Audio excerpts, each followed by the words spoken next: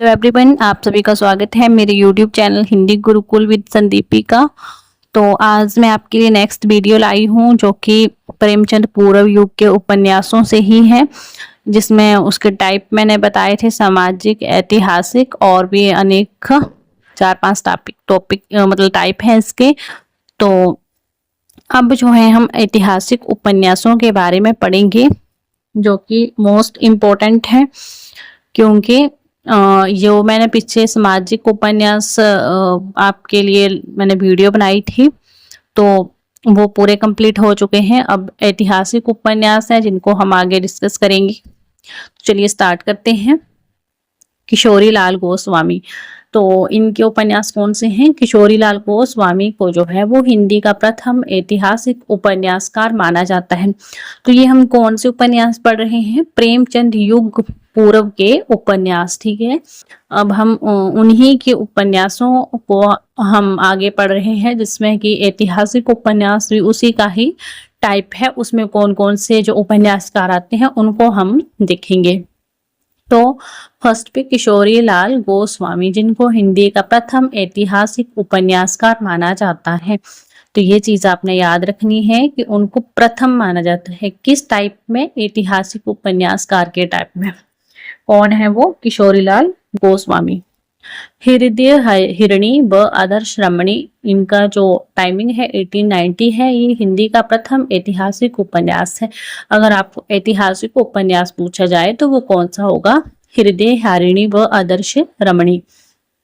Next है तारा, ये 1902 का है। राजकुमारी है 1902 का। कनक कुसुम व मस्तानी, ये 1903 का है। सुल्ताना रजिया बेगम व रंग महल में हलाहल, तो ये है 1905 का।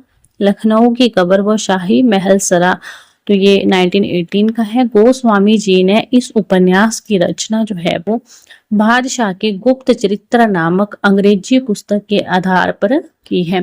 कौन सा उपन्यास? लखनऊ की कब्र व शाही महल सरा। तो गोस्वामी जी ने जो है इस उपन्यास को किस आधार पर रचा है? तो बादशाह के गुप्त चरित्र, ठीक है। तो अंग्रेजी पुस्तक के आधार पर की है इसकी रचना। इसमें लखनऊ के नवाबी महल के वैभव विलास का विस्तृत कथा चित्रण जो है वो की गई है। इसमें किसकी कहानी है, किसकी कथा है? तो ये है लखनऊ के नवाबी महल के वैभव विलास की विस्तृत कथा इसमें चित्रित की गई है।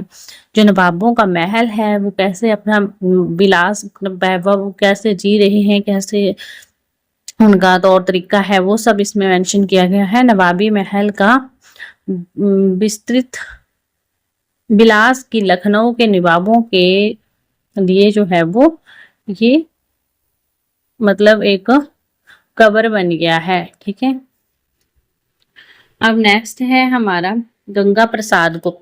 तो ये पृथ्वीराज चौहान जो है इसका 1902, तो उन्हीं के आधार पे ये उपन्यास उनका है, गंगा प्रसाद गुप्त का। फिर है कुंवर सिंह सेनापति, 1903 का है। फिर है हमीर 1904 का। तो ये भी इनके उपन्यास हैं, ये आपने याद रखने हैं। रामरेश त्रिपाठी का है वीरंगना, तो ये 1911 का है। ये मोस्ट इंपोर्टेंट है, मोस्ट इंपोर्टेंट, इसको आपने याद रखना है, वीरंगना। ब्रजनंदन सहाय इनका है लालचीन 1916। फिर है मिश्र बंधु, मिश्र बंधुओं का क्या है? वीरमणि 1917। फिर जो उपन्यासों में टाइप आते हैं वो आते हैं तिलस्मी अयारी उपन्यास, बाबू देवकीनंदन खत्री। तो ये इसके जो उपन्यास है वो हम पढ़ेंगे। तो इनका नाम जो है वो बाबू देवकीनंदन खत्री है। ये तिलस्मी अयारी उपन्यासों के क्या माने जाते हैं? प्रवर्तक माने जाते हैं, कि इन्हीं से जो है वो इन उपन्यासों के टाइप का आरंभ माना गया है। आचार्य रामचंद्र शुक्ल के अनुसार वो बोलते हैं कि प्रेमचंद पूर्व हिंदी उपन्यासकारों में जिस उपन्यासकार का नाम सर्वाधिक आदर से लिया जाता है वे हैं बाबू देवकीनंदन खत्री। इन्होंने तिलस्मी एवं अयारी उपन्यासों की रचना करके पाठकों को पर्याप्त मनोरंजन किया। ऐसा कहा जाता है कि देवकीनंदन खत्री के उपन्यासों को पढ़ने के लिए बहुत से अहिंदी भाषियों ने हिंदी सीखी। मतलब ये जो देवकीनंदन खत्री हैं, इनके उपन्यास इस टाइप के हैं कि लोगों ने इनकी पढ़ने के लिए, इनके उपन्यासों की रचना को, पाठ को मतलब पढ़ने के लिए उन्होंने जो है वो जो हिंदी नहीं भी जानते थे उन्होंने भी हिंदी भाषा सीखी। ठीक है, तो तिलस्मी शब्द जो है वो यूनानी तिलिस्मा और अरबी तिलसिया का हिंदी कृत रूप है। इसका अर्थ होता है जादू, इंद्रजाल या अलौकिक रचना या गढ़े हुए धन आदि के ऊपर बनाई गई सर्प आदि की भयानक आकृति है। ठीक है, तो ये इसका अर्थ होता है। जो तिलस्मी शब्द है वो कहाँ से आया है? यूनानी तिलिस्मा से आया है, और जो अरबी का है वो है तिलसिया। ठीक है, तो उन्हीं का ये हिंदी कृत रूप है। इसका अर्थ क्या होता है? जादू होता है, इंद्रजाल होता है, या अलौकिक, मतलब जिसकी कोई मतलब लौकिक अलौकिक हो, जो जिसके जिसके बारे में हमने कभी सोचा ना हो, रचना ये गढ़े हुए धन, ठीक है, आदि के आधार पर बनाई गई सर्प आदि की भयानक जो है वो आकृति है। तो उपन्यास इन्होंने और कौन से लिखे हैं? चंद्रकांता लिखा है। ठीक है, वेरी इंपॉर्टेंट है। चंद्रकांता संतति है जिसके 24 पार्ट हैं और 1996 इसका टाइमिंग है, 1896 है। ठीक है, और नरेंद्र मोहिनी जो है वो 1893 है, वीरेंद्र वीर है 1895 का है, चंद्रकांता जो है वो 1888 का है। ये वेरी इंपॉर्टेंट है, चंद्रकांता और चंद्रकांता संतति। कुसुम कुमारी है, कादर की कोठरी है, अनूठी बेगम है, गुप्त गोदना है, भूतनाथ है। ठीक है, बाघ अधूरा उपन्यास जो है वो इनके मतलब 16 भाग हैं, और इनका जो है वो ये क्या है? एक अधूरा उपन्यास है। कौन सा? भूतनाथ, इसके बारे में पूछा जा सकता है।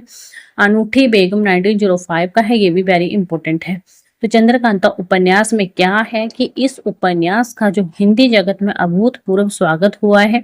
इस उपन्यास की नायिका जो वो विजयगढ़ की राजकुमारी चंद्रकांता है। वो कहाँ की राजकुमारी है? विजयगढ़ की। और नायक जो है वो नवगढ़ के राजकुमार वीरेंद्र सिंह है। नायक का नाम वीरेंद्र सिंह है, और जो नायिका है वो चंद्रकांता है। वो कहाँ की राजकुमारी है? विजयगढ़ की है। जो नायक है वीरेंद्र सिंह, वो कहाँ का नायक है? तो वो नवगढ़ का है।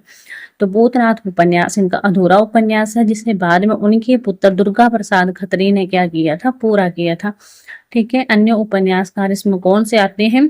वो हरे कृष्ण जौहर के उपन्यास है, कुसुमलता है, भयानक ब्रह्म है, नारी पिशाच है, मयंक मोहिनी या मयाज महल है, जादूगर है, देवी प्रसाद उपाध्याय है, सुंदर सरोजनी है, उनका 1893 का है, गुलाब दास का तिलस्मी बुज है। ठीक है, तो ये जासूसी उपन्यास है, इसको हम कल पढ़ेंगे नेक्स्ट वीडियो में। तो आज हमने कौन से उपन्यास पढ़े? तिलस्मी अयारी उपन्यास और ऐतिहासिक उपन्यास, जो कि किशोरीलाल गोस्वामी इनके ऐतिहासिक उपन्यासकार माने जाते हैं। और तिलस्मी अयारी उपन्यासों में सबसे जो प्रथम नाम आता है, प्रवर्तक आते हैं, वो कौन है? देवकी नंदन खत्री है। और उनके जो उपन्यास है वो कौन सा है? वो चंद्रकांता है, चंद्रकांता संतति है, ये वेरी इंपॉर्टेंट है। और जो भूतनाथ इनका उपन्यास है वो क्या है? अधूरा उपन्यास है।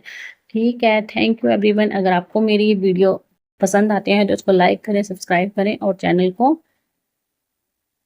विजिट करें चैनल पे। ठीक है, थैंक यू।